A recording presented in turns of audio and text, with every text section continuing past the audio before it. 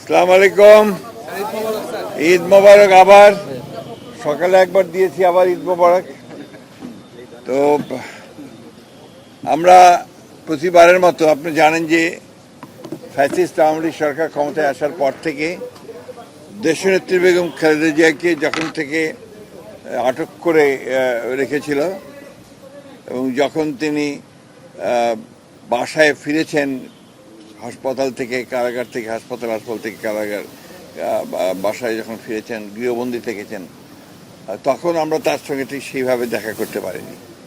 পরবর্তীকালে যখন তিনি মুক্ত হয়েছেন তখন আমরা তার সঙ্গে এই ঈদের দিনে আমরা তার সঙ্গে সৌজন্য সাক্ষাৎ করতে আসি। এটা আমাদের সকলের জন্য, বিশেষ করে জাতীয় স্থায়ী কমিটির আমরা যারা সদস্য আছি তাদের জন্য এটা আমাদের একটা অত্যন্ত আনন্দের মুহূর্ত, আনন্দের ক্ষণ।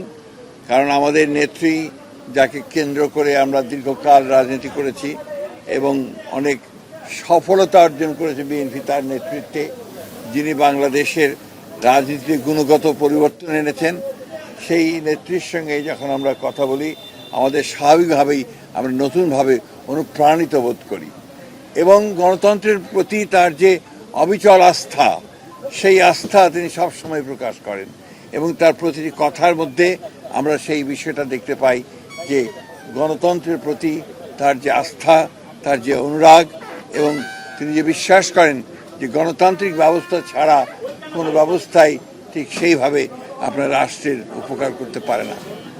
আমরা সেই নেত্রীর সঙ্গে আজকে দেখা করেছি, সবাই সন্তুষ্ট চিত্তে এখন ফিরে যাচ্ছি। আরও কয়েকজন সিনিয়র যারা আছেন তারা দেখা করবেন, তারপরে তিনি তার পরিবারের সদস্যদের সঙ্গে দেখা করবেন।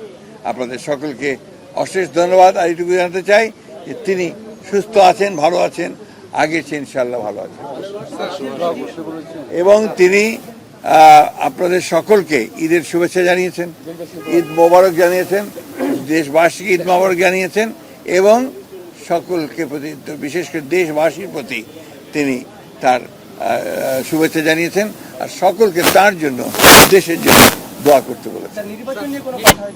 আমি যে কথা হয়েছে সেই কথাগুলো আমি আপনাদের সামনে সরাসরি বলেছি। অনেক ধন্যবাদ।